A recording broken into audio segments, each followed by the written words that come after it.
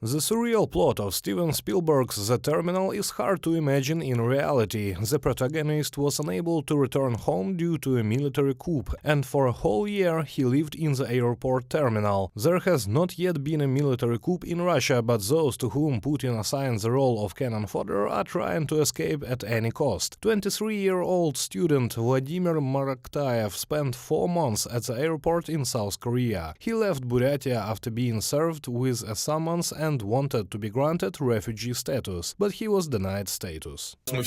We are all running from the same bad old man who wants, I don't know what he wants, I think to make people's lives miserable. We didn't want to run away, but we had to choose the lesser of two evils. Run, don't kill people, don't die yourself. Thanks to the support of the Free Buryatia Foundation, Vladimir nevertheless managed to leave, and now he is in the USA. Now, leaving Russia will become even more difficult. Putin signed a law ordering to confiscate foreign passports from conscripts. If the mobilized does not hand over the passport, then the document is declared invalid. There is no doubt that another repressive law will be enforced, analysts say.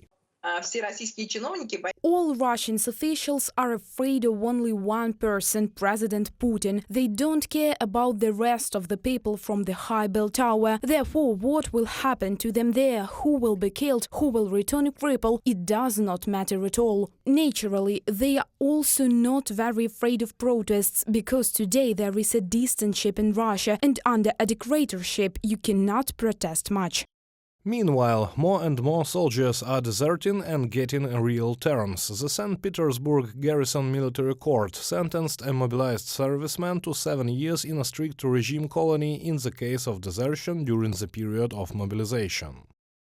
The figurant, refusing the proposal of the command of the military unit to leave for a defensive position without waiting for the employees of the military commandant's office in order to completely await military service and not wanting to participate in the special military operation, arbitrarily left the place of service during martial law and combat actions, left with weapons entrusted to him in the service to another city, where from the same day to November 1st, 2022, he lived in an abandoned house. From the message of the United Press Service of the courts of St. Petersburg on Telegram.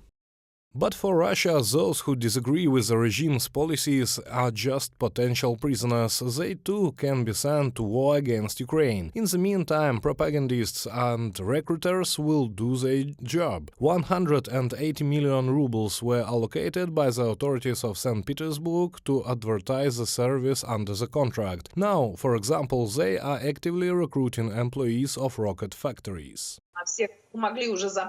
Everyone who could have already been taken away immediately after the start of a full-scale invasion. If we have already reached military production, if it's so difficult now to get protection from conscription, this emphasizes that there are leftovers. The conclusion is that these missiles do not fly, so the authorities believe that these workers have nothing to do at this plant, and therefore is better to let them go and fight.